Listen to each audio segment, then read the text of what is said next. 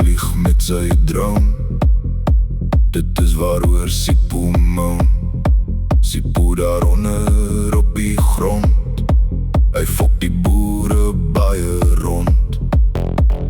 Heeldag sit hy om en verbeel hoe hy by ons kan steel.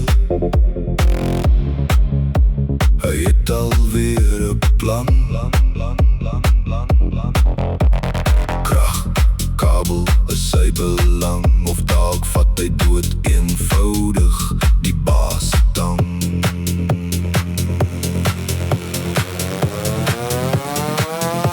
Daaronder op die grond loop Sipho s'nachts en maak stront. Ek vlieg rond en bond, want Sipho is daaronder op die grond. Hy wil net steel en na mekaar aanteel. Ek vlieg hierbo, ek vang hulle so. Hulle maak my so moeg. Hulle begin steel vroeg. Die boere slaap minder, want Sipho wil kom plunder. Hulle steel baie rof. Ek vlieg na skof, my oë sien al dof. Ek gaan hulle nog vang, dan verskriklik hard slaan. Ek vlieg hierbo, ek vang hulle so. Sipho begin baie moan. Hy is ontevrede met die baas se drang.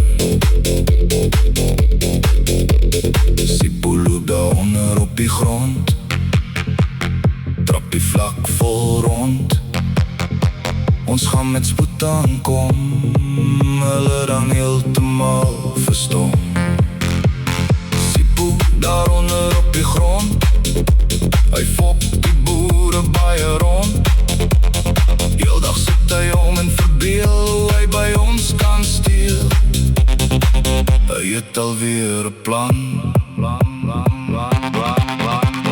Sipho loop nie kerk en is ook nie baie lief vir werk. Krag, kabel is sy belang. Of dalk vat hy dood eenvoudig die baas se tang.